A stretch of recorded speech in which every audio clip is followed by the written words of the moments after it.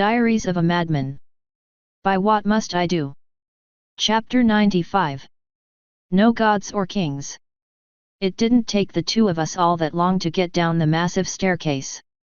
She had a long leg span and could jump down several at a time while I didn't have to worry about getting tired. Doppel was waiting for us at the bottom, probably trying to prepare herself for the long journey up. Being a whore gives you good cardio, but not much else. Shining Armor wants to see you in the throne room, Master, she told me, seeming at least somewhat relieved that she didn't have to go up the stairs. Ugh! Is it important? I asked.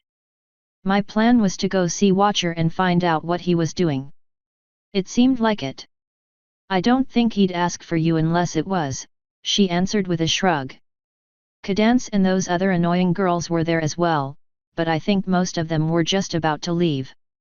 I rolled my eyes before starting to walk toward the throne room. Might as well see what he wants, I sighed. Hopefully it won't take too long. Do you know what they were talking about before he sent you away?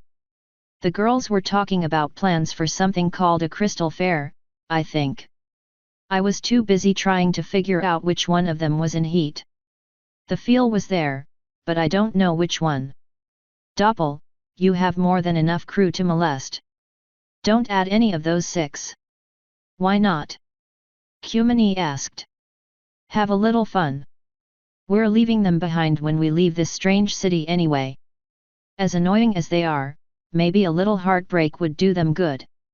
First, they know Doppel, I said. Second, Doppel butted in, I know them. I don't want anything to do with them, Master. I just like the feel of a mare in heat, is all. And of course, teasing them is always so much fun. I learned my lesson about that a long time ago, I quietly said. Mares are fucking crazy. Mares in heat are even worse. What happened? Kumini asked. Something that only technically wasn't rape, I answered with a shrug. But here we are. I pushed the doors to the throne room open before Kumini could ask more uncomfortable questions. Of course, I forgot that Kumini doesn't really care about social politeness. So who technically raped you that time? Someone I can get revenge on. Shining Armor and Cadance didn't quite know what to make of that. What? Shiny asked. Nav, is there more you aren't telling me? Look at what happened with Luna. If any pony wronged you, just let me know. Shiny, I'm not going to make you choose between duty and family. His eyes jerked open wider at that. Especially not right now. What did you need me for? If there wasn't a crisis, you would be explaining that, he sighed. But don't think I'll forget. Me either, Kumini quickly added. Cadance probably would have said something as well if she didn't seem to be staring at colors only she could see. But there is a crisis, Shiny said. Twilight and her friends have found a book of traditions the crystal ponies did to empower the kingdom. They could really use your help. I contemptuously snorted. Really? I gave Twilight both books and she only read the least relevant part of one of them, not even noticing the entire missing chapter. What? Shining asked, honestly confused. The crystal fair isn't important at all. There's an artifact called the crystal heart that the ponies are supposed to charge with their love or some bullshit. That keeps all the big baddies away.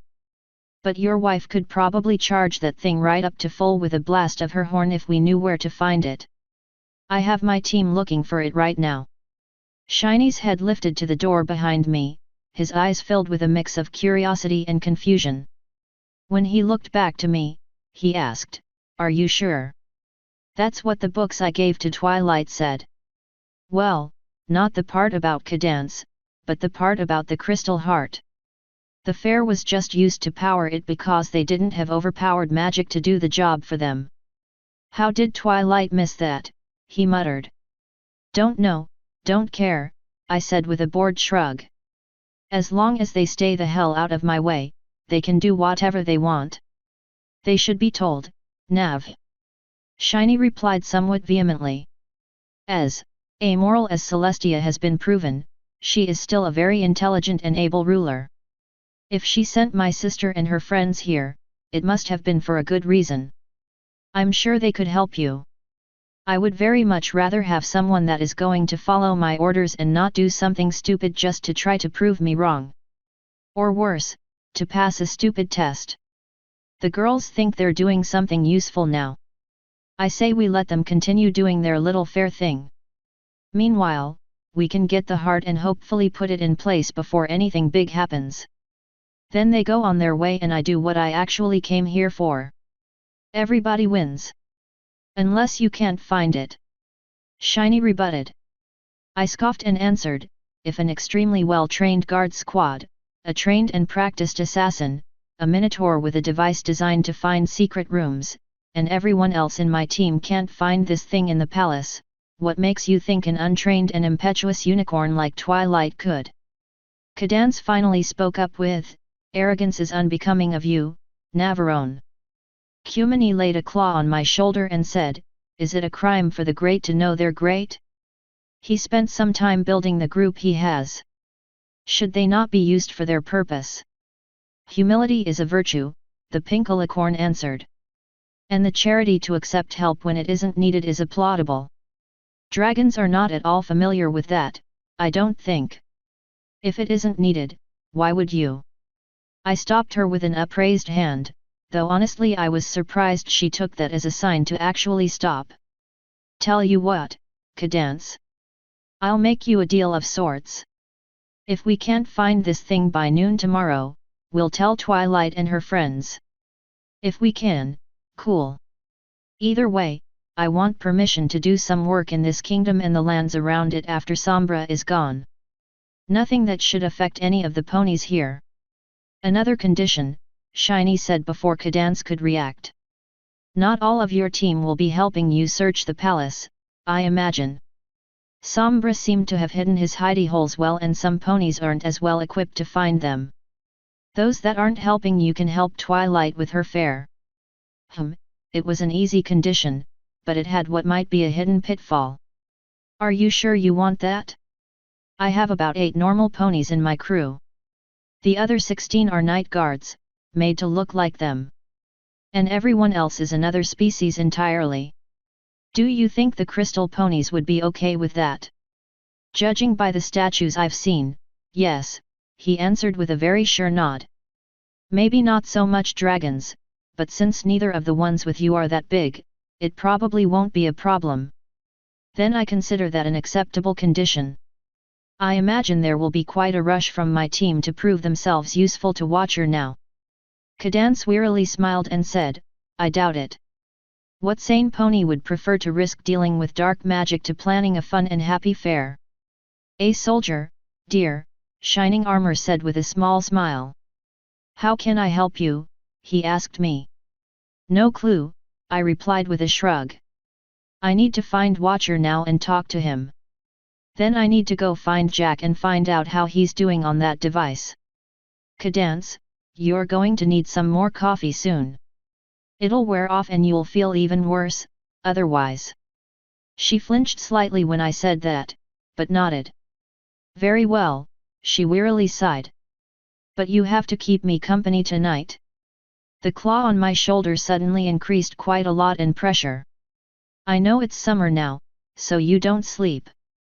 Shining Armor needs his rest, in case something bad happens. I really don't, he said, putting a hoof on her back. You've been awake as long as I have, dear. You're just more used to it because of your guard training. Now that there's some pony else to help me, let him help me. You need rest, my love. If the worst comes, you need to be at your best. He sighed and looked away, nodding. All right, Cadance. But you better wake me up if anything happens. Despite the pressure I could feel even through my armor, I just nodded and said, all right. I got plenty of games on my laptop that'll help keep you awake, Cadance. And Cumini, relax. She's happily married. And every pony knows that Nav doesn't go after married mares, Cadance added with a nod. Or married stallions, for that matter. It is, highly worrying that you consider that something commonly known, Kumini very calmly said while using her grip on my shoulder to pull me closer to her. Jesus! Look, Kumini, I'm not going to fuck her.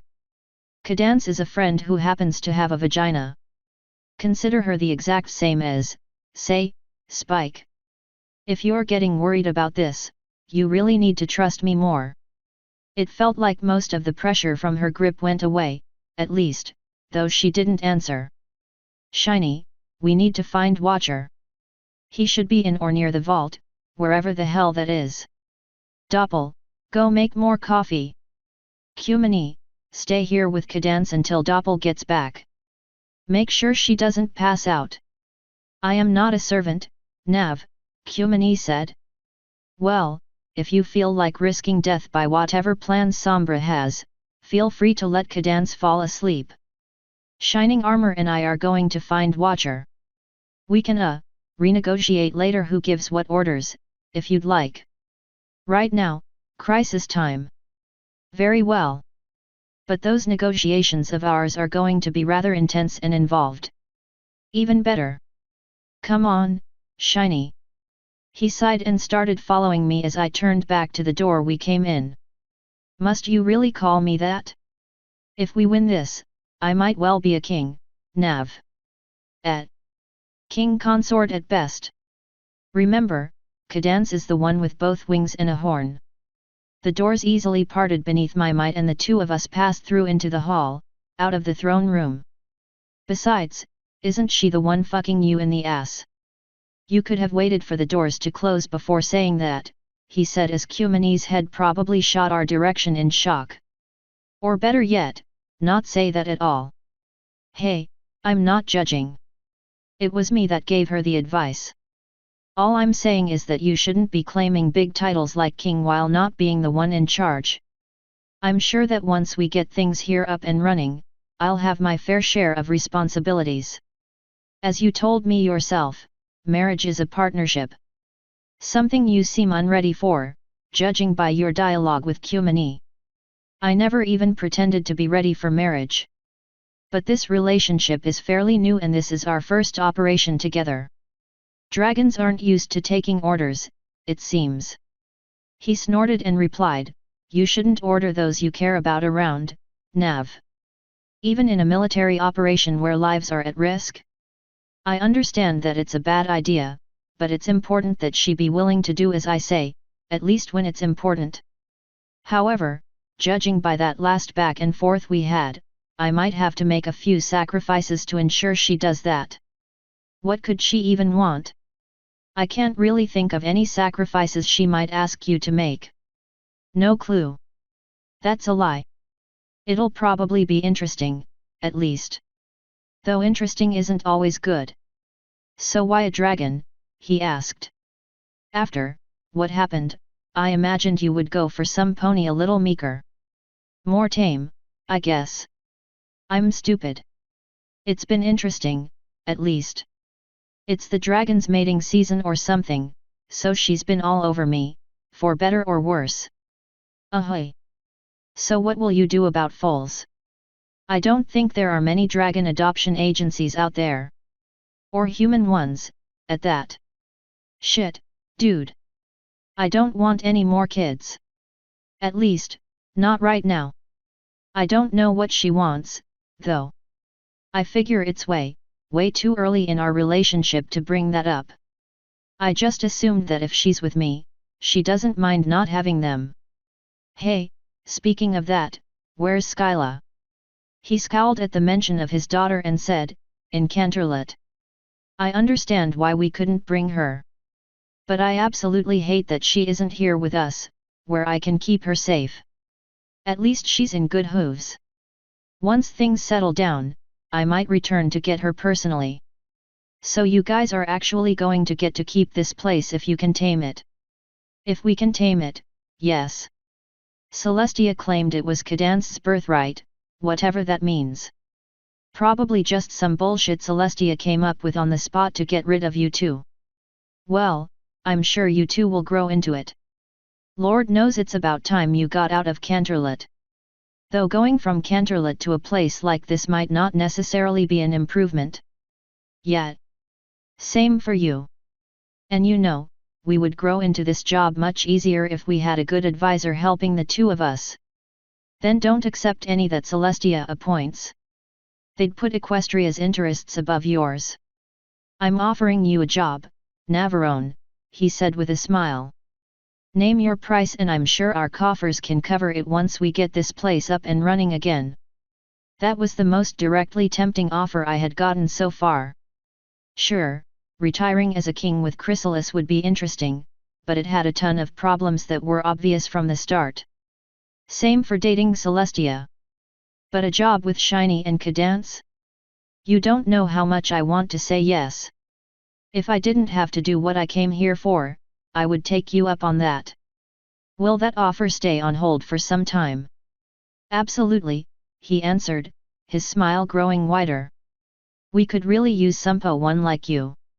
I imagine after what's happened, there's little love lost between you and Celestia, and in effect the rest of Equestria. I know you're close with the Griffins, but I don't know how well living there would go over. Same for the changelings. Chrysalis offered to make me king. She wasn't entirely pleased when I turned her down. I can imagine. From what little I remember of her, she didn't much care for hearing the word no. Yet. Dude, where the fuck is the vault? We both stopped and he looked up the hall and then behind us before turning back to me. Nav, I was following you. I thought you knew where you were going. I just got here. You're the one that's been here for 2 weeks. All right, give me a minute. He walked up the hall a few feet to a tapestry. When I got next to him, I saw that the thing showed a large black stallion with a very strange horn and a hairstyle that just screamed ADS.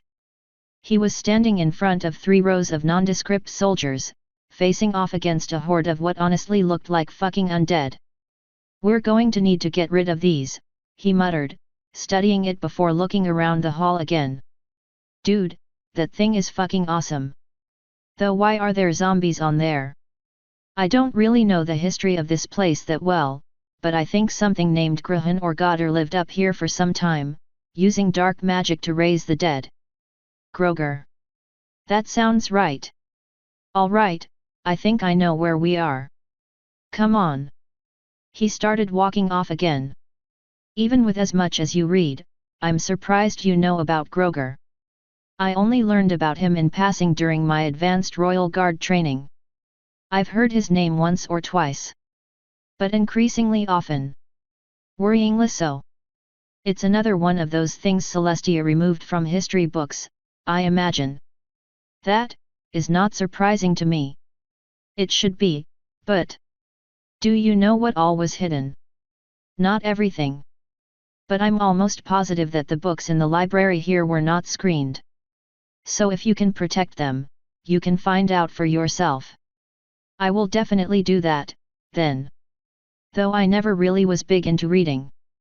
You don't say. Any suggestions on where to start? Fuck all if I know. I just know the Hearth's Warming story is a lie. That book I gave Twilight has the real story in it, or at least part of the real story. I also know that there is a spirit of chaos called Discord that ruled a while ago, was put into a stone prison by Celestia, escaped recently, and she's been covering up the fact that he broke out. He's the one that killed off humanity, not that it's important. And there's... Wait, what? Dude, have I got some stories for you later. Anyway, the last thing is the history of a dragon called Reginald, who was apparently instrumental in protecting the ponies in their early days. He had all kinds of cool stories, like how originally all ponies were alicorns but Discord split some of them into 3, making Earth, Unicorn, and Pegasus ponies. That doesn't... What? Like I said, I have some stories for later. But since there's a really big and extremely safe-looking door ahead of us, I think we made it. I honestly don't know how your team got that door open. Nothing I did would budge it. I just smiled as the two of us walked up to the massive set of doors, seemingly inlaid into the wall. If I had to guess, I said when we got to them, these aren't doors. Just put into the wall. The actual vault is probably hidden behind some magical door. Just a guess, based on what happened when I opened his journal. Good guess, Daddy, Taya's voice said. Both of us looked around, but couldn't see her anywhere. At least, not until she stepped out of the wall. Those actually are doors, though. It's just a good thing Shiny didn't get them open. Really, Nav? She's doing it too. What's on the other side of them? I asked. Watcher just said pain, she replied with a shrug. So do you want to see the real vault? Not really, I said. Just Watcher. But I assume he's in there, so we might as well check it out. Yep. And he was teaching me all kinds of cool magic. Oh great. More bad habits that she doesn't need. Well, lead the way, I sighed. You might want to hold on to me, Daddy. It's impossible to see until you get to the other side and it's a maze in there. All the traps are gone, at least, but it's still easy to get lost. A maze? Shining Armor asked. How could he have even built that? Instead of bothering to answer, I just grabbed Taya's tail with one hand and Shiny's horn with the other. Lead the way, Taya. We're right behind you. Really? They both asked at the same time. Why the horn, Nav? Shining Armor asked. Because it's the obvious choice, unless you feel like hobbling along on 3 legs or me just grabbing your face. And the tail? Taya sighed, trying to weakly pull it from my oppressive grasp. Same reason. It can't be one of your legs and it's not like you use this thing anyway. Just lead the way. They both sighed and rolled their eyes as Taya turned back to walk into the wall. The two of us followed behind somewhat quickly, so I wouldn't risk jerking her tail. It didn't take the 3 of us long to get through the tunnel.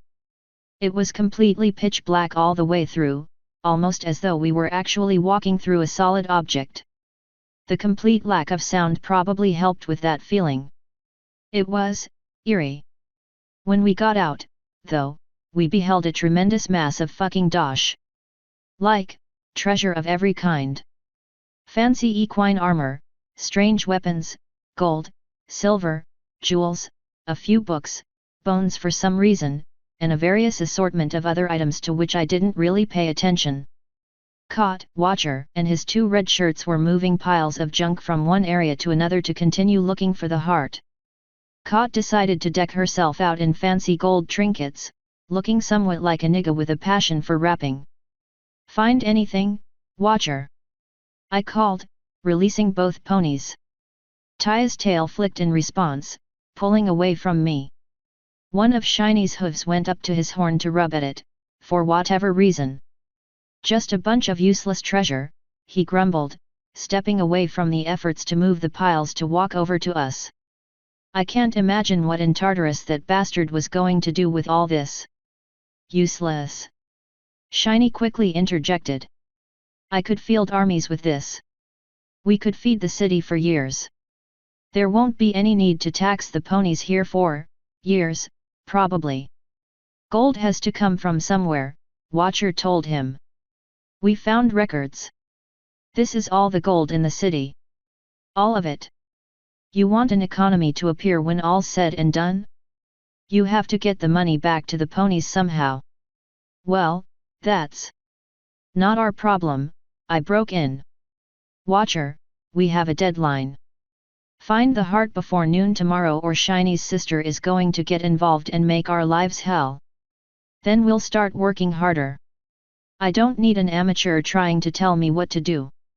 Hey, Shiny said, Twilight is very well practiced and really smart. And she's a Spurglord. Practice is not experience, Watcher said.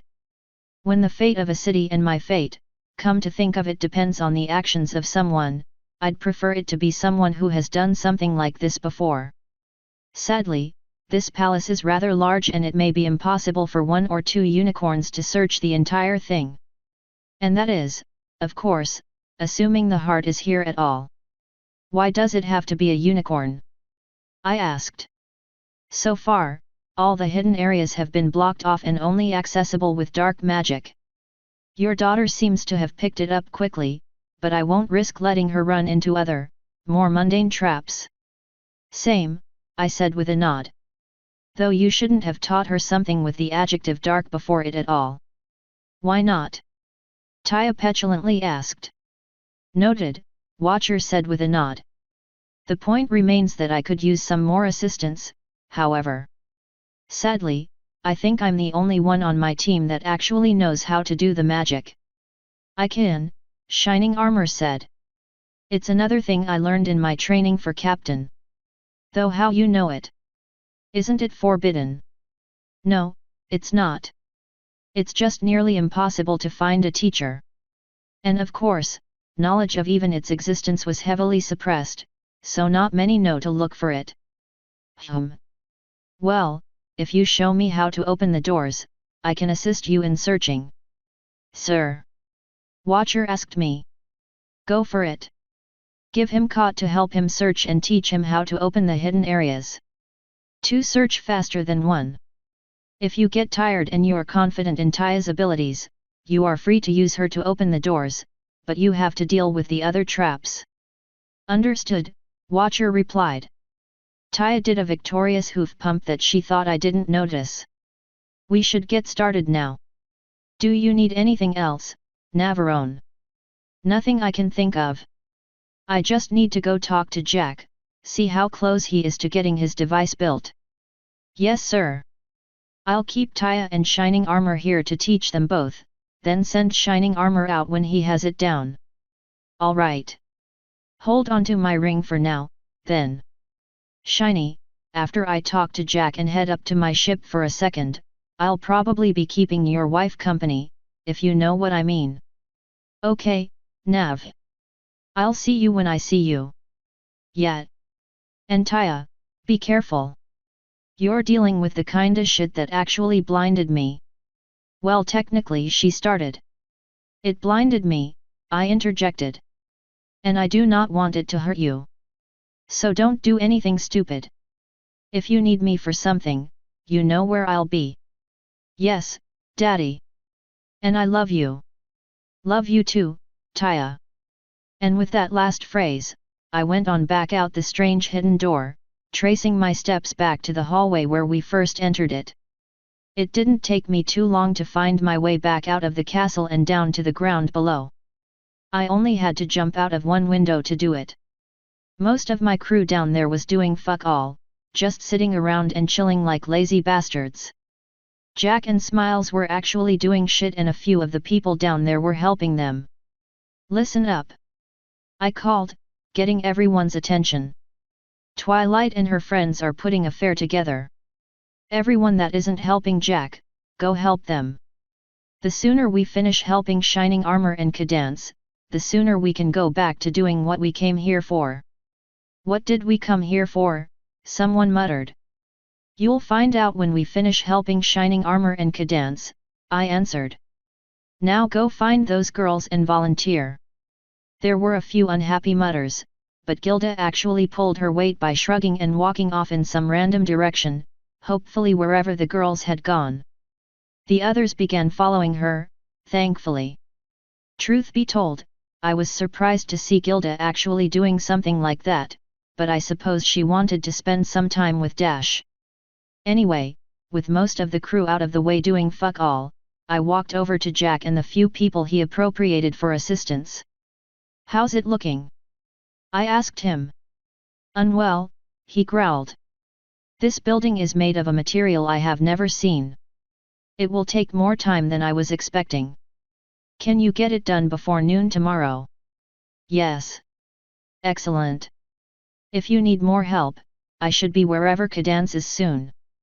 He didn't answer, just continuing to mess around. Given how little of a talker he seemed, I just took that as my sign to leave. So I walked out from under the castle, spread my wings, and took off toward the airship that was hanging in the air above the city. When I got up there, only the 2 crew members and their foals were on deck. They both looked up when I landed and one asked, what's going on down there? A lot of things, I answered. Where are the squads? Asleep, the guy said. We figured we would wake them up if we actually needed anything. Well, I actually need something. Go wake one squad up and tell them to head down and find Twilight or something and ask to help with the fare. Fare, the other crew member asked. Can we go? Maybe. But someone has to watch the ship. Anyway, one of you go wake them up. I have a few things I need to get before going back down. Then why can't you just do it? I scoffed. And be in front of a tired, possibly pissed off ex-night guard? Hell no. You two have magic. I just have armor. With that bit of common sense thrown their way, I started to walk to the ship's below decks entrance. Which squad? One of them asked before I got there. Flip a coin, I answered over my shoulder, starting down the stairs deeper into the ship. Thankfully, it didn't take me that long to get what I needed and get out, since all I needed was my laptop and its charger. When I got back to the top, only one of the crew members was there, nervously strumming his hooves against the table. Chill, I told him. Ain't nothing that scary out here. Even that massive black cloud against the shield, he asked. Massive black cloud. He nodded toward one of the edges against the shield, where, as he said, a massive cloud of darkness loomed ominously, from the ground up to about the top of the shield. At the top of it, I could see Sombra's glowing green eyes, what looked like an orange changeling horn, and some semblance of oily black hair. Oh. Nah, that's nothing to be too worried about. Just an evil king that wants to kill or enslave everyone. Well, that's good, he breathed in relief. So do the rest of us just stay up here? Yeah. Now, I need to get back down. Just stay ready to do whatever is needed, I suppose. Of course, Navarone. We won't let you down. Good. And then I jumped off the side, falling down toward the city. After a few seconds, I arrested my fall and flew straight to one of the windows at the throne room, flying through the open space and alighting on the floor. Miss me? I asked a weary-looking cadence and a bored-looking Cumini. Doppel was nowhere to be seen, or I would have been asking her as well. We've just been talking, Cadence said. Well, now I have the laptop, so we can do something more amusing. Cadence, you ever go to a movie?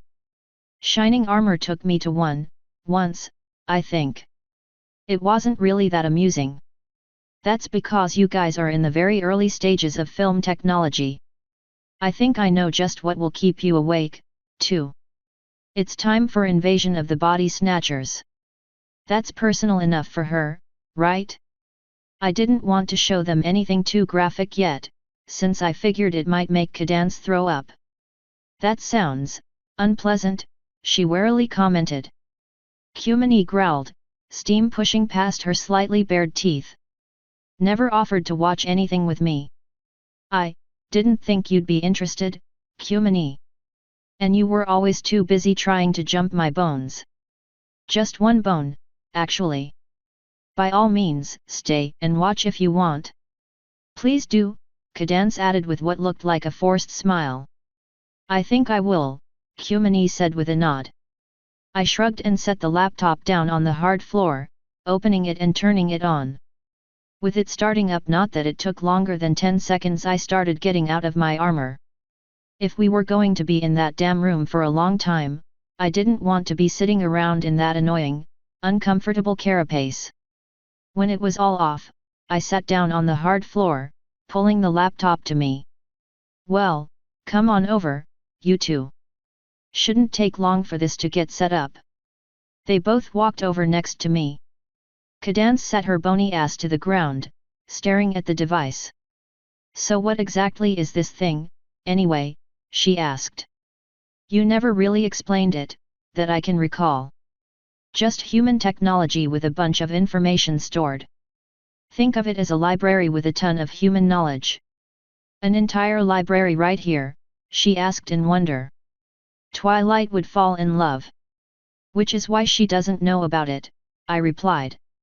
Kyumani, are you going to join us or just keep standing there?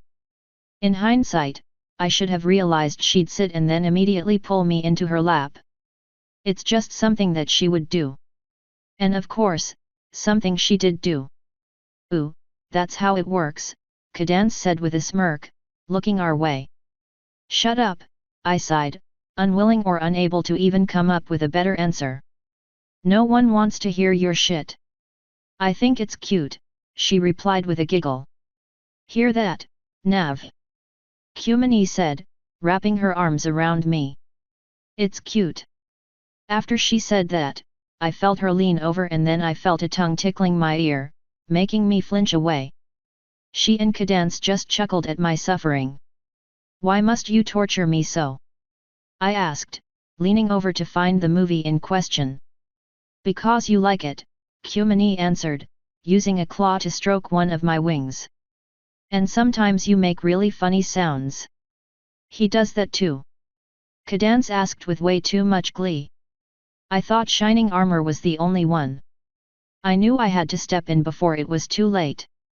Do you guys want to watch this movie or not? I asked. If you just want to talk about boys, I can go find something else to do. Like finding a really nice room that doesn't have a ghostly guardian.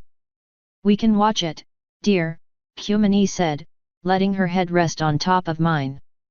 And you know we're just teasing you. You do it all the time to us, after all, Cadance said with a smirk. It's only fair that we get some revenge. Bah! Now that they finally decided to behave, I pressed the start button and let the horror begin. Then immediately stopped it because neither of them could understand English. Cadance, can you hit yourself and Kyumani with a translation spell? Simple enough. When that was done, the horror began again. That was pretty impressive visually, Cadance tiredly said, but it was more disquieting than scary. I thought you said humans could be dark and evil, Nav. Surely there's scarier stuff than that out there. Yeah, that was pretty boring, Kyumani somewhat tiredly said. Alright. I was going to save the harder stuff for later, but I see how it is. My next search was for 13 ghosts. You guys might like this one. It's more spooky. I almost had my arm ripped out of its socket while that movie was going. Cadance has a very painful reaction to jump scares, as it turns out. That one was pretty cool, Kyumani said, though Cadance hadn't been alone in being afraid. See, can we watch something more happy? Cadance asked, her eyes very wide. Hey, I gotta keep you awake, I answered with a shrug, prying my aching arm away from her very tight grip. And you did ask for something scarier.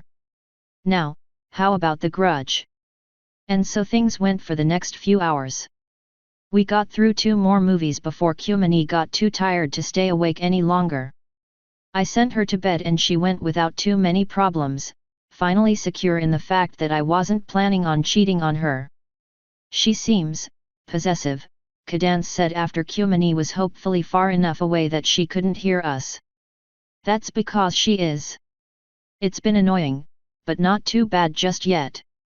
I need to learn more about dragon customs, though. Like, she asked me to help her lay an egg. I thought that was really weird. That is really weird. Well, to me, at least. I don't really know that much about dragons, honestly. So what was it like? She's still in her season, so she hasn't laid it yet. It'll probably be pretty freaky up until the point where we throw it over the side of the ship. Her entire body flinched and her head shot my way, eyes open even wider than they were during those scary movies. What? It's unfertilized. You know, like a chicken egg that you'd eat. Oh. Yes, that does make sense. After all, I don't suppose the 2 of you will be having foals. Thank God for that, too. So what do you want to watch next? More scary stuff? Comedy? Happier things? Or would you prefer something more interactive? Interactive how? She asked. They're called video games. You control an avatar on the screen and do all sorts of things. Oh, video games. Like the few arcade games back in Ponyville and Canterlot. Yes. But those are ridiculously primitive compared to what we have. The ones we have can truly suck you in and eat hours at a time, if you let them. They're definitely the easiest ways to stay awake, in my experience. If you find a fun one, at least. Well, what's a fun one? Depends on what you're interested in. Let's see. You'd probably like The Sims or something. I don't like them, but you're boring enough to. I'm not boring. We'll see. I started poking around until I found the latest version of The Sims, which was the 10th one or some bullshit like that. When I loaded it up, it looked the exact same. Well, find a formula and stick to it, I muttered, opening the tutorial for her. There. Mess around with this. If you break my laptop, you're going to be getting a hell of a spanking. That would be a bad idea, she said with a small blush. Though I suppose it would definitely help keep me awake.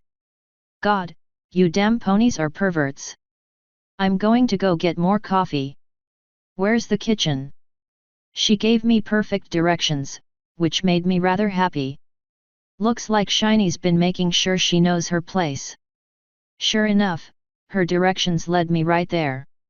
As I set some water up to boil, I checked the larders for anything that would be quick and easy to make. Sadly, there didn't seem to be much of anything in any of the pantries, so I just shrugged and made the coffee before heading back to the throne room. When I got there and got settled next to Cadance, I saw that she had managed to build a human version of her own family. Did you make sure that this Skyla is also evil and extremely hateful? I asked, passing her the coffee. Of course not. I wanted to make it realistic, after all. I rolled my eyes. I made a few other couples here as well. I created an entire neighborhood. If this is anything like what I remember of this game, prepare for a whole lot of cheating. What? Shining Armor would never wait, what's he talking to Twilight about? When I looked at the screen, I saw that some heart bubbles were coming out of an avatar with Twilight's hairstyle. After a few seconds of talking, they started coming out of Shiny's as well. But they're siblings.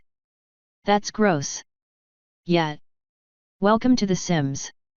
To be fair, looks like you're planning an affair as well. Her avatar was very obviously flirting with a tall dude with green hair that. Fuck. I would never. Ugh. This game is weird. To be fair, you did ask me to fuck you a while back. I was in heat. That's different. Maybe this human character is, too. Humans don't have heat. You're just being a slut. She humphed and turned her head away from the screen. I'm done with this. How do I turn it off? I pulled the laptop my way and hit escape and tracked down the quit button.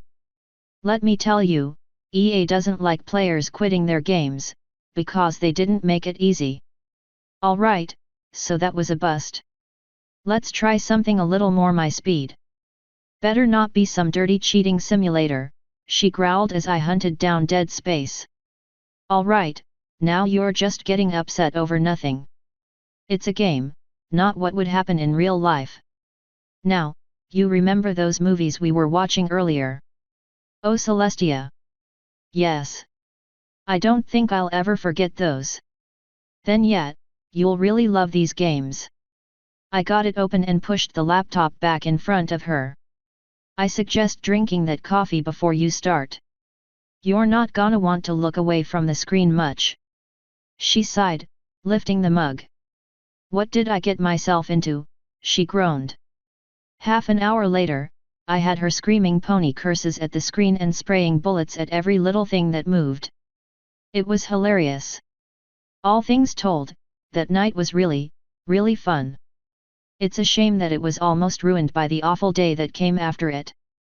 Let me tell you, Shining Armor was quite surprised when he walked into the throne room and heard his wife screaming, "I'll bucking kill you." His eyes widened and he teleported right in front of us, looking around and summoning up a quick shield. "What the hell's going on?" he demanded when he saw no threats. "That stupid, double hollow killed me again," she shouted, pointing her hoof at the screen that rather emphatically showed you died in a hollow walking away from her corpse. "That's Dark Souls for you," I calmly said, patting her back. "What's with the shield, Shiny?" "Nothing going on," I thought. "What's?" "Never mind." "So how was the night?" he asked, lowering his shield and getting out of his defensive stance. "It was pretty rad," I answered with a shrug. "That's enough, Cadance. But I want to kill that thing. This is the third time it's killed me."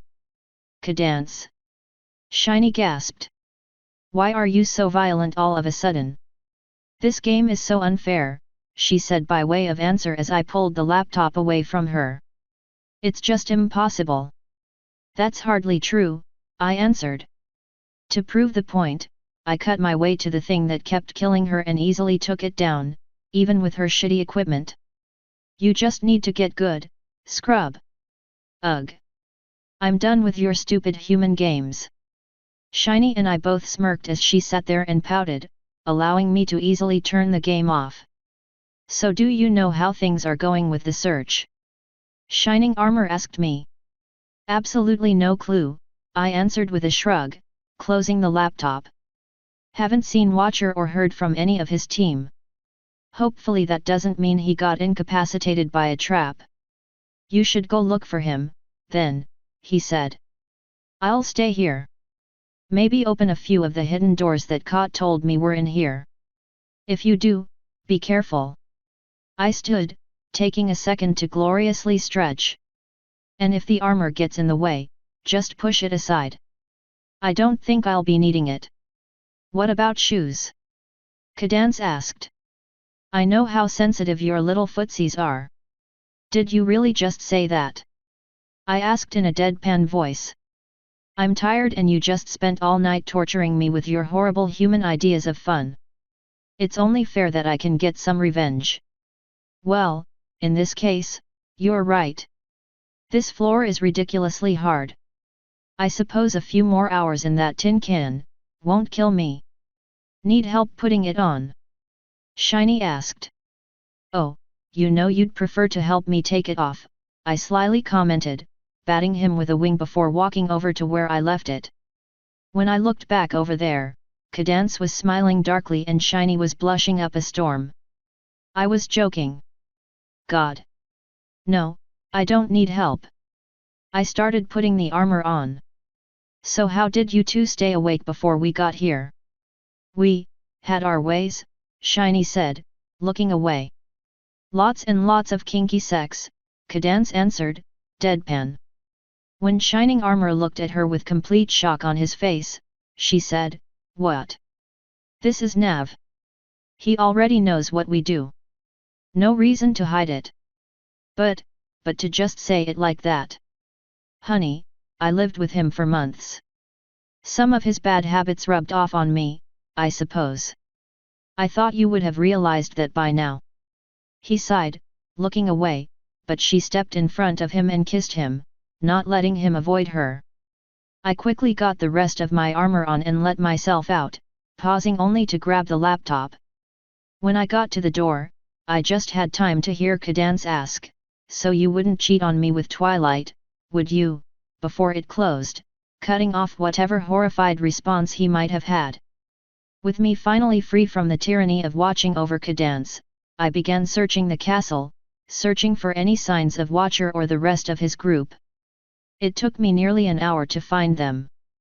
Thankfully, Shiny wakes up early, so it wasn't that much of a problem. "How's the search going?" I asked a rather tired-looking Watcher. "And where's Taya?" "Sent her to bed," he grunted. "And not well. We've searched half the palace with nothing important to show for it. This is starting to get irritating. When was the last time you ate? Or took a break?" "I don't remember, actually." "Regroup." His two squad mates stopped what they were doing and immediately walked over. Ka took a few seconds longer to realize she was included in that. We need a break. We've been at this all night. Get some sleep, eat something, walk around, whatever. We'll meet back here in 1 hour. Yes sir, his 2 squad mates immediately answered, probably extremely happy for a small respite. The 2 of them wasted no time in fucking right off. How's the fair going? Cod asked me before yawning. No clue. I was going to check on that after this. You should probably get some sleep, though. Nah. My training is different from that of a guard, but still very effective in helping me stay awake. I'm tired, but good to go for a few more hours. Whatever. Watcher, you need anything before I go find Jack? I don't. Just tell him to hurry up. We need to find the big chambers in this place quickly. That would save us a lot of time. Easy enough, I answered. I'll see you both later. That conversation concluded, I walked on over to the window they had set up and violently tossed myself out of it, since I really didn't want to get lost while trying to find my way outside. Once I got in the air, it was but a short flight down to the bottom where Jack was still tirelessly working. Smiles, however, was very tiredly working. How's the device going? I asked the Minotaur. Well, I finally figured out the correct frequency. I began the looting process shortly after. Smiles has proven himself very useful in that regard. Wings move faster and allow for more areas to be accessed when hunting for specific items. The specific items he was talking about were a ton of different bells, as it turned out. They were all interconnected by various means and set up around the base of the palace. Give me another half hour and I should be ready to set this thing off. Excellent. You have any trouble with the crystal ponies? Not them, no. But some lavender unicorn came up to me pitching some kind of fit about how I shouldn't be taking up space needed for her crystal heart. I swear to God, if she beat me to the fucking heart. How'd you deal with her? By threatening her with a very large wrench. She decided to put the ugly heart somewhere else for the moment, at least until I use this thing. Excellent. And I see this place is a lot more lively, too. That was somewhat of an understatement. The girls had been very busy setting up the fair. The entire thing was finished and a large number of crystal ponies were already there, going to the various booths and activities that were set up. Several of them were eyeing us, but none could build up the courage to approach. "'Tis," he answered. "As long as they don't interrupt me, they can watch all they want." "Good. Whenever you get this thing ready, use it immediately, then find me or Watcher and give us the results." "Understood, Forerunner."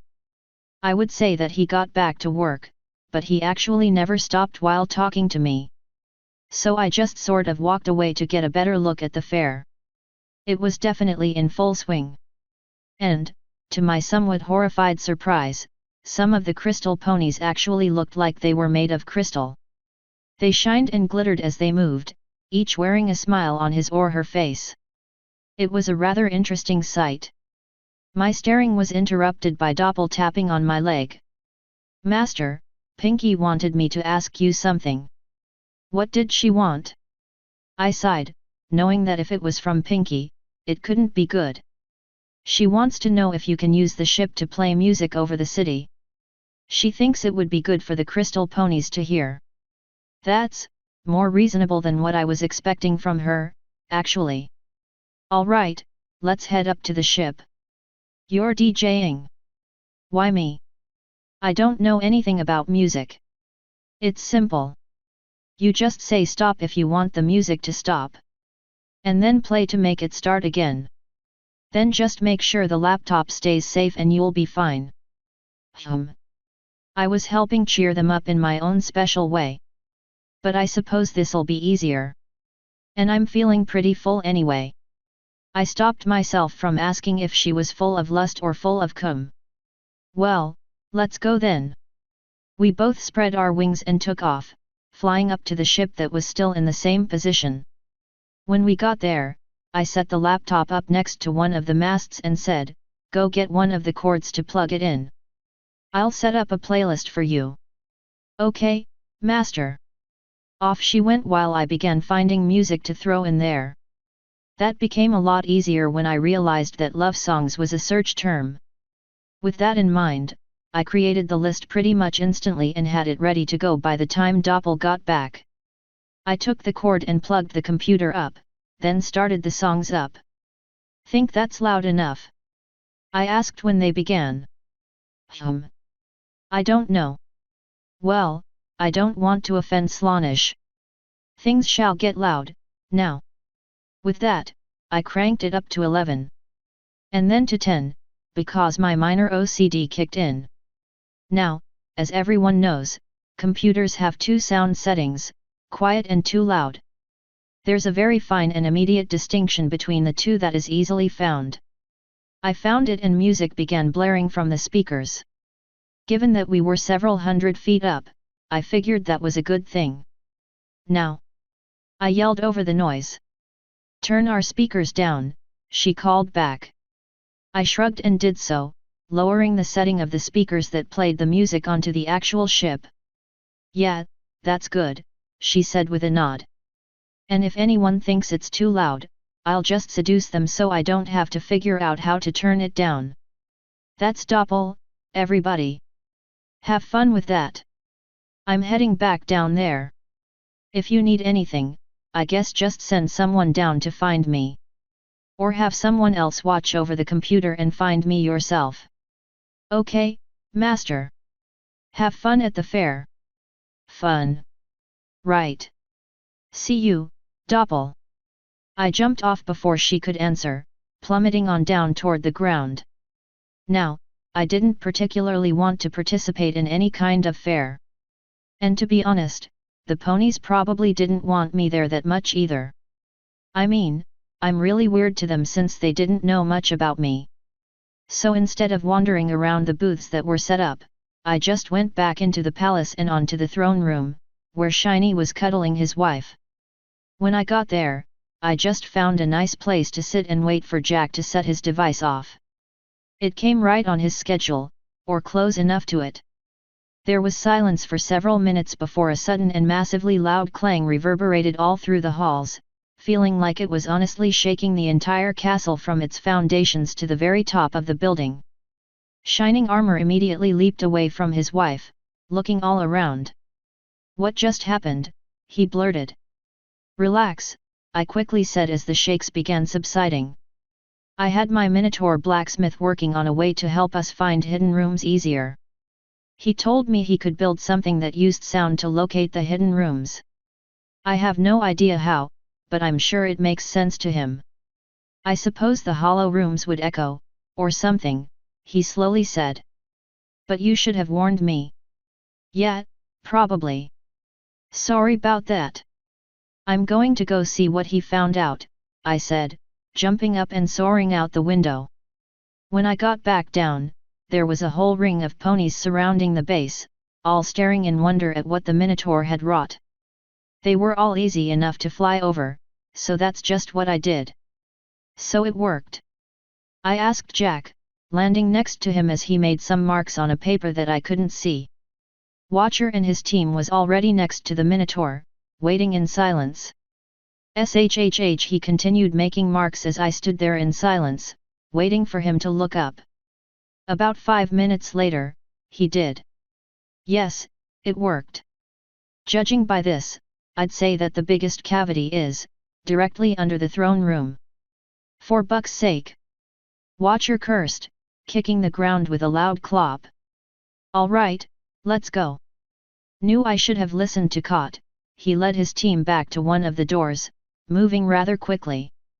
"Jack, get this device broken down. I don't think we'll need it again. Might as well give Twilight the space she wanted. I'll be helping Watcher if you need me." "Understood." Smiles. "Stop dozing off and help me break this thing apart." "What?" "Yes sir." I left them and hurried after Watcher's squad, catching up to them as they took the stairs up. What kind of villain puts their greatest weakness right under them? Watcher was griping. I swear, doesn't anyone ever have brains? Hey, it might not actually be there, I said. We just think it's there. I'm almost positive it will be, Watcher said. When we got up to the throne room, we found Kumini, Shining Armor, and Cadance all there. What in the world was that noise? Kumini asked. The sound of this conflict hopefully being resolved, I answered. Watcher, if you would. He nodded and walked to the center of the room, his horn glowing in inky black and a purple haze appearing around his eyes and then his horn. When he got his evil spell powered up, he shot it at the throne. It seemed to scan the room, which revealed a large, dark stairway going down. Now we're talking. Shiny ecstatically said. Let's go. No. Watcher quickly said. You stay here with your wife. Yeah, Shiny, I added.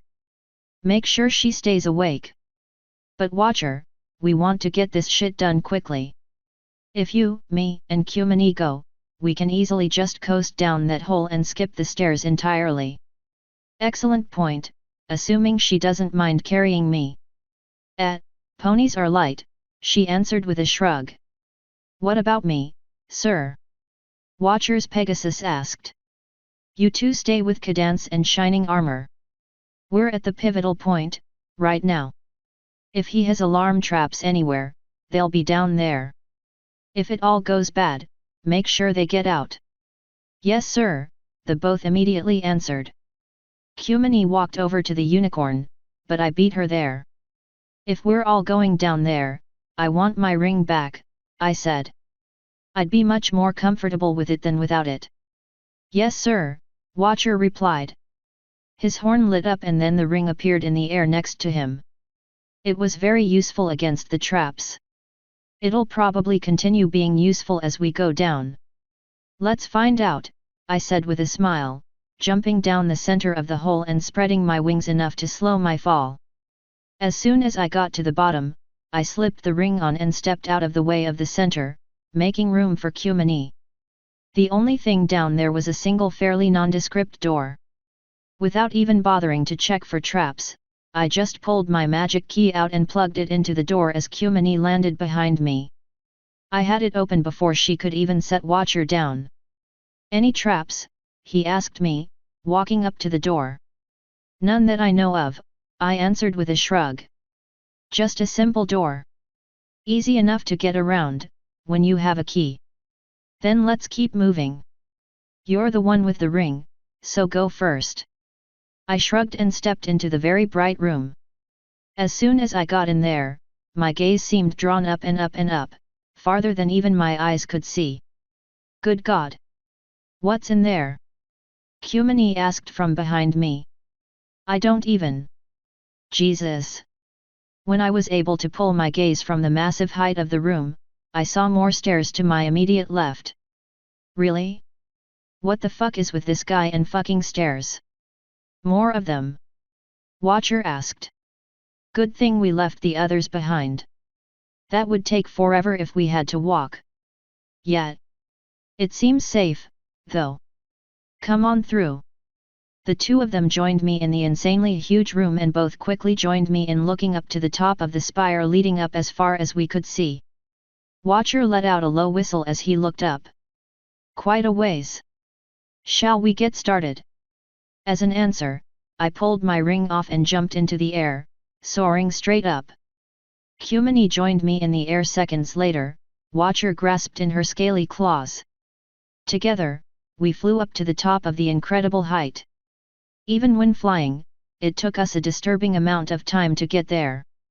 Watcher theorized that we were in some form of pocket dimension, because even with the deep chasm of the stairs going down that we found in the throne room, we shouldn't have been able to go as high as we did to get to the top. But get to the top we finally did, though we had to actually use the staircase to get to the very top, since the ceiling blocked part of our way. When we did, I think all three of us were pissed at what we saw. You mean we could have flown here the entire time? Kumini demanded, looking at all the windows leading right outside the palace. The three of us were at the very top of the tallest tower on the palace, overlooking the entire city. The room was a large circular one, with nothing but a few columns to block out the wind. We could have actually seen it from the fucking airship. I shouted. That's true. I could see the airship from where we were, including Doppel getting down and dirty with one of the crew members. All that bucking time wasted. Watcher growled, glaring at the glowing blue heart suspended in the air at the center of the chamber. He walked a few feet that way before immediately stopping in front of a black circle on the ground. This is trapped. I barely felt it. I can grab the fucking heart, then, I said, slipping my ring on. No, he quickly said, stopping me in my tracks. This is a different kind of trap, I think. Not made to stop or hinder someone, but just to alert Sombra. Or at least, that's what it looks and feels like. Can you disarm it? Probably. If I can't, we'll just try having one of you fly over it and see if he has air sensors on as well. I know if you step on this thing or use magic while standing in it, he'd know immediately. Well, get to work. The sooner we get out of here, the better. Yes, sir. He began walking around the circle, his horn glowing. So what should we do? Kumini asked, pulling me closer to her. Just be ready to move, I guess, I answered with a shrug. That didn't stop her from lifting me up for a kiss, though. We still need to talk about when you can give me orders, you know, she whispered, one of her claws trailing down a wing, using its talons to dig into the feathers slightly and making me squirm in my armor. That's something that can be done privately, I think, I quickly answered, trying not to give way too much of how good that felt. Thankfully, Watcher saved me. I can't do anything to this, he said after a few circles around the trapped area. It's way beyond me and the quality of most of the rest of his work. If I had to guess, that dark circle was made out of some kind of strange crystal that increased its power greatly. So we fly over it? I asked, pushing myself away from my sexy dragon girlfriend. That's my suggestion, yes, he answered with a nod. Then that's what I'll do, I said, taking my ring off. Why can't I do it?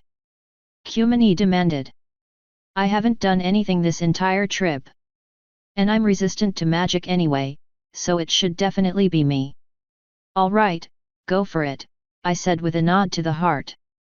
Fly over the circle, grab the heart, and get back here. Simple enough. And of course, it saved me from being put to unnecessary risk. She smiled sweetly and did just that, grabbing the heart with absolutely no problems and landing next to me. Easy, she said. Why wouldn't he trap the air around it? I rhetorically asked. If I had to guess, Watcher said, it's because there are no Pegasi in this kingdom. Or at least, none that I've seen. If any of his subjects tried to get the heart, they would have to walk over that circle. Why waste magic if you don't have to? Fair enough, I answered. I'll carry the heart. Kumini, carry Watcher. Let's take the express path, shall we? I just want to forget about this stupid heart, Kumini muttered, handing it to me so she could grab Watcher. Can't believe we wasted all that time. Consider it a learning exercise, I replied, walking over to the edge. That is one hell of a drop. Lead the way, Kumini. With pleasure. She carried Watcher over and jumped off, majestically soaring down. I took a second to look around the room behind me before a sound caught my attention, a sound coming from the stairs. That somewhat worried me and I almost jumped off to avoid whatever trouble might be coming up, but Flo whispered, that sounds familiar. At her reassurance, I waited. There was no way I could have possibly expected what appeared, Twilight and Spike, shooting out of the stairwell and then collapsing to the ground. Hey! Whoa, Spike groaned, sitting up and rubbing at his head. Where? Nav. Yeah, it's me. Is that? He asked, eyeing the heart. Yab. See you at the bottom. The last thing I heard as I jumped from the top was Twilight screaming, "Navarruan!" I fucking laughed the entire way down. Hell, I was still laughing when I touched down next to Cumini and Watcher at the base of the palace. "What's so funny?" Cumini asked. "And what took you so long?" "I'll tell you later," I answered, pulling myself together. "So Watcher, what do we do with this damn thing? You're the one that read the history book." "I was just looking for it." "Oh yeah." Thankfully, I quickly remembered what we were supposed to do, and looked to the center of the area under the palace, where a very nervous-looking Applejack was standing guard next to a covered object. When I started walking up to her, her eyes went wide. "And nothing to see here, Nav," she quickly spouted, obviously lying and doing her best to hide whatever was under the cover. "Then get that nothing out of my way. I need to place the crystal heart there." You found it? I thought Twilight was looking for it." "I beat her to it," I replied, holding the heart up. "So if you would." "Right." She started pushing the obviously heavy object out of my way, making room for the very impressive-looking heart. I carefully positioned it right at the center of the tower before letting it go, ready to catch it in case it fell. Thank God, it held, and 2 crystal spikes appeared from below and above the heart to hold it in place. Everyone around me breathed a sigh of relief. "So now what?" Applejack asked. "Now we get Cadance down here to blast it with love magic," I said, smiling at how easy that was.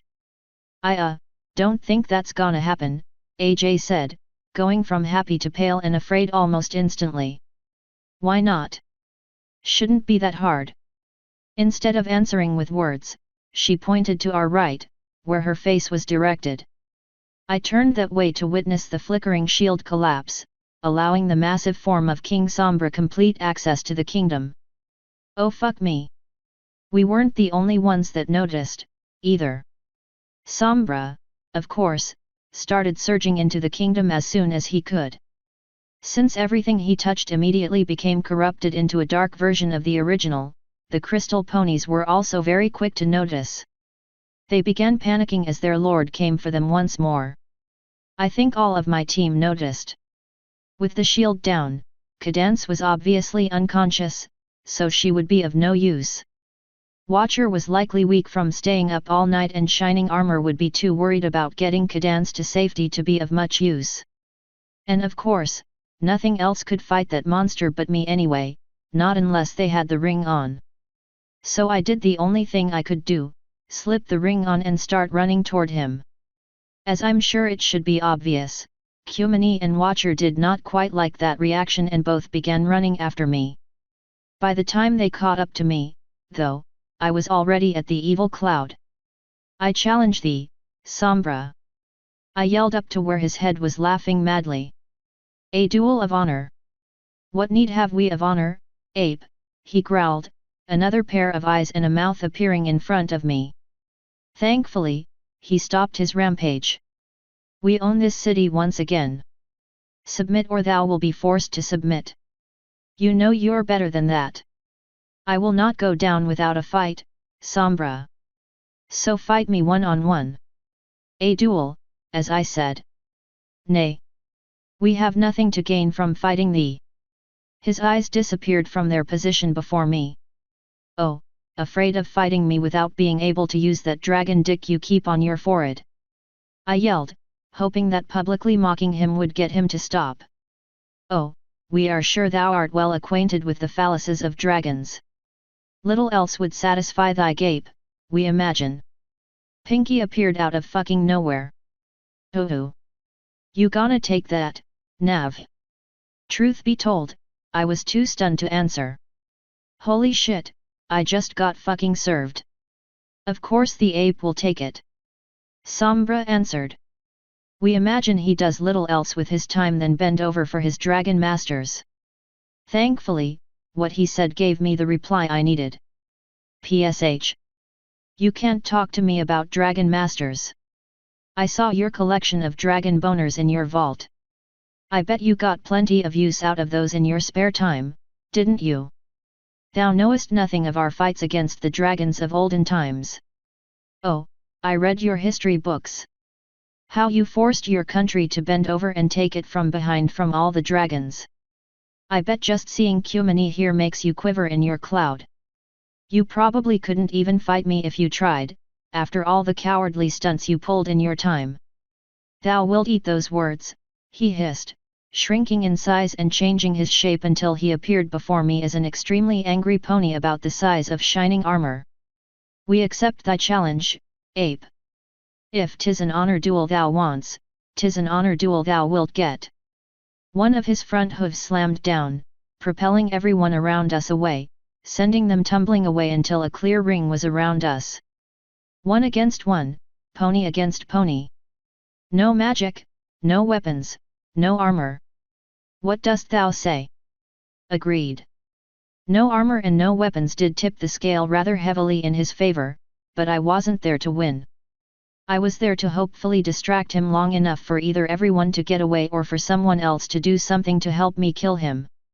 So I slowly began pulling off weapons and armor, doing my best to delay as long as possible. Nothing came from those initial delaying tactics. Thou art small and weak, ape, Sombra said with a smirk. Thy armor is quite misleading. This shall be over quickly. Underestimating me is the cause of death of most of my opponents, Sombra, I answered, casually popping my neck. Art thou ready for a royal ass whooping? It will be amusing to beat an enemy mostly to death in front of our subjects. Public displays of strength always remind the peasants why we are king. After cracking my knuckles and surreptitiously making sure my ring was there, I lifted my arms in a basic boxing stance. Right when I got ready to start the fight, one certain song started playing over the ship's speakers, one song that I never, ever wanted to hear again. We're no strangers to love, oh you have got to be fucking kidding me. Sombra smiled at the fixed rictus of rage my face was in. Dost thou finally fear for thine life, ape? If thou givest up, we'll make it quick. Bring it, bitch, I growled, absolutely pissed to be fighting a battle while getting rick-rolled. Consider it brought, he growled before pouncing at me. I easily dodged and almost tried for an attack before I realized he caught himself and was waiting for me to do something. So instead of getting countered, I began circling. He realized that I knew and began circling as well. Ruling again will be nice, he said, looking for any signs of weakness. Spending 1,000 years under the ice has left us feeling particularly vindictive. Then maybe you shouldn't have been such a fucking dick. Again, thou speakest of, I rushed him, going for a kick. He lifted both hooves and caught my leg. He grinned and used his considerable strength to throw my leg up, hoping to catch me off balance. Instead, I used my wings to push off and do a really awkward and disorienting backflip that barely left the ground since I was wearing the ring. Ah, so thou art flexible. That will endear thee to those we grant use of thee. I've been down that road before, you sick. I jumped in again, slamming my fist against his snout. His eyes flashed in anger as he dodged back from my follow-up attack before jumping back in and going for a gore attack with his horn. I barely dodged away from it and brought my right hand down to do a fisted chop at the side of his throat, which probably didn't really hurt that much and did little more than serve to help me disengage. He snorted as we started circling again, a few drops of black blood shooting from his nose. Thou wilt pay for that. Only if you win, He took a page from my book and jumped in for another goring attack that I jumped back for, then slammed my knee up to catch him in the face. He had lowered to the perfect height. It jerked his head up as I recovered, bringing my right hand around for a hook to his jaw.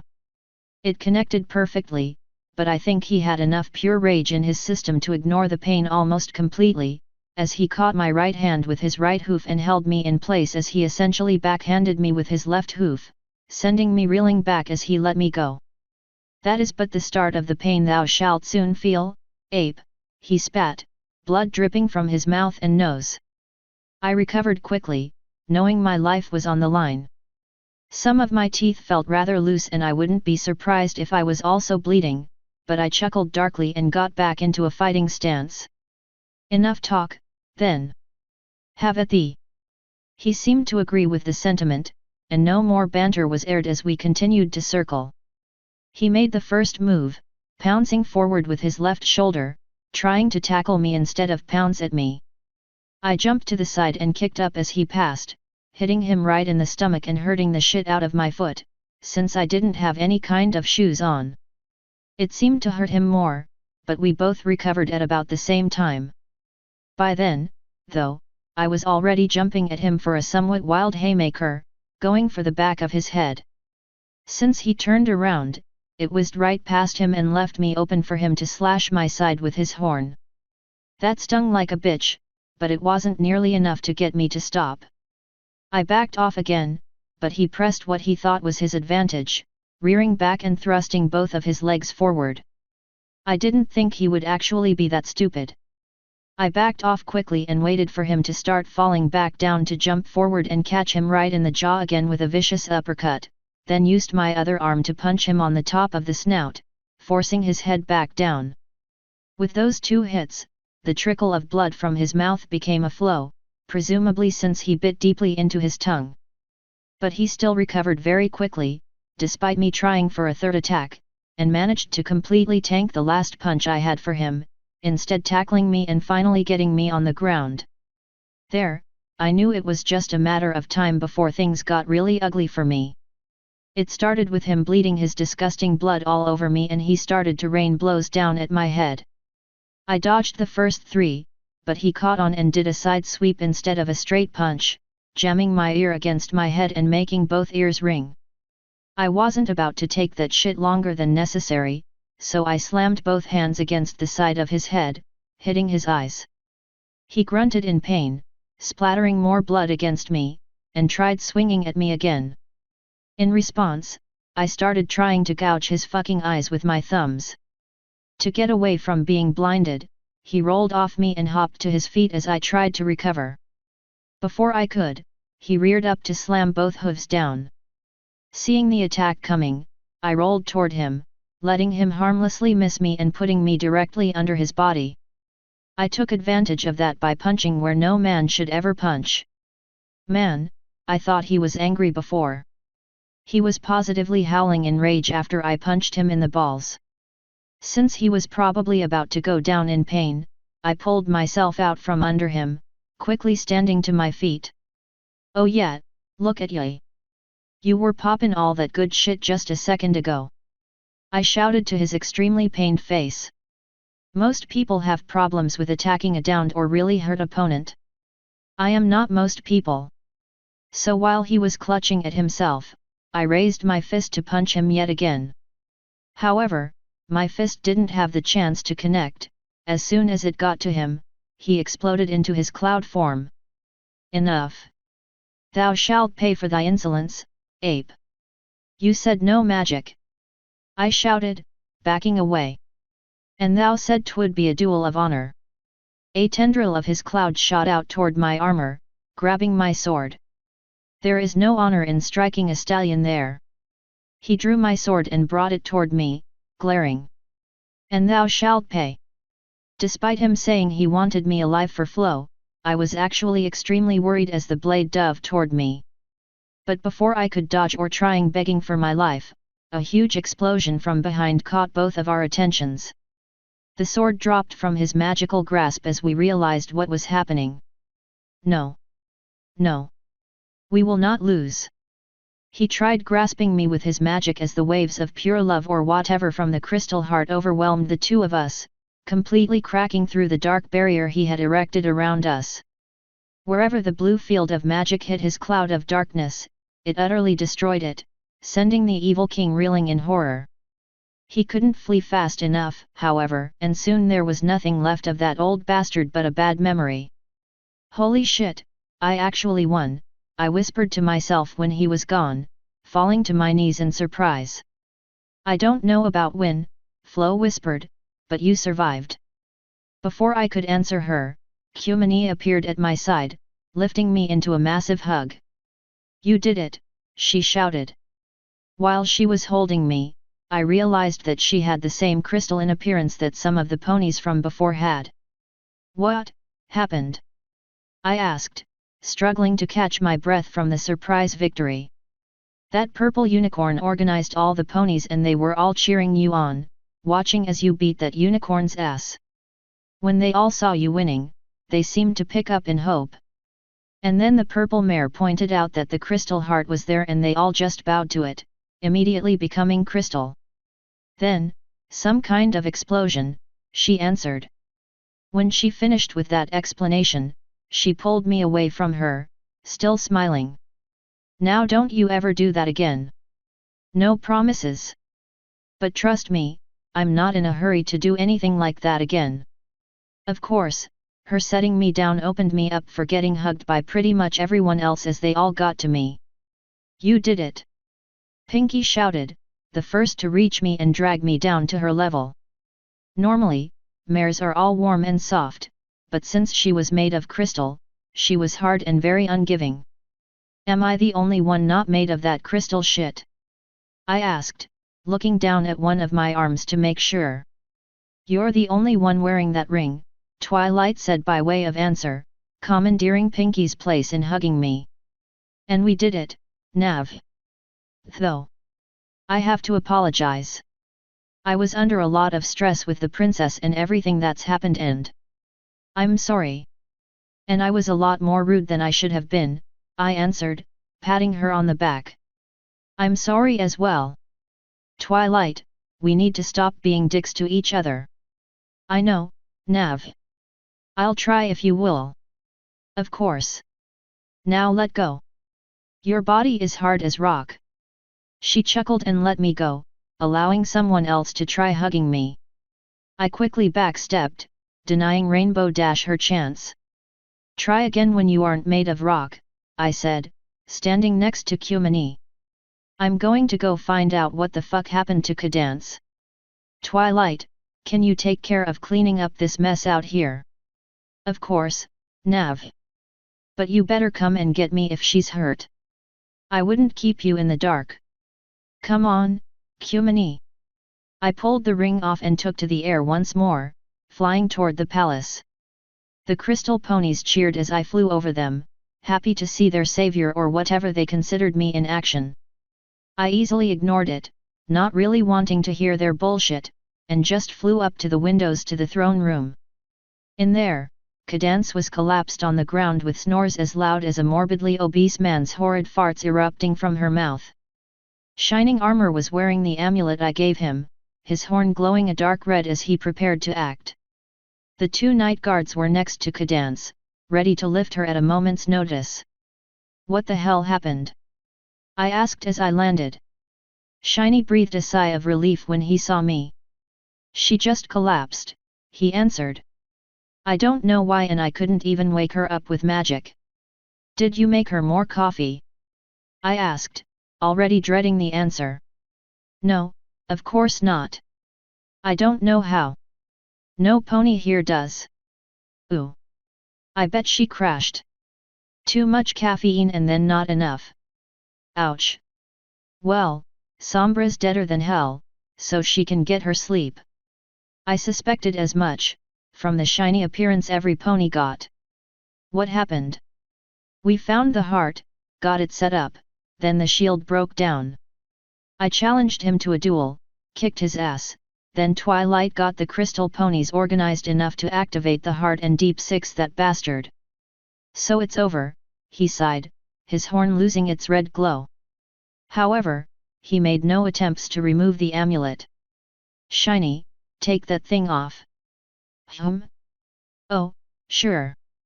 He casually pulled it off and tossed it to me before walking over to his wife, kneeling down next to her. "That's weird," Kumini said as I stared at him in wonder. "Isn't that thing addicting and hard to take off?" "It's supposed to be," I replied, watching Shining Armor gently lift his wife and put her onto his back.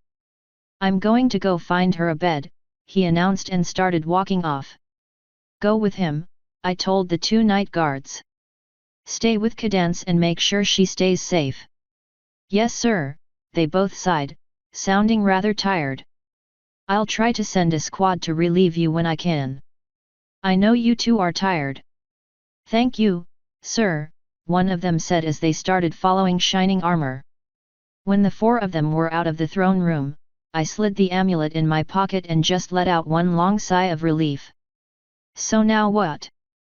Kumini asked me. Now the real work begins, I answered. Where would an elemental be hiding?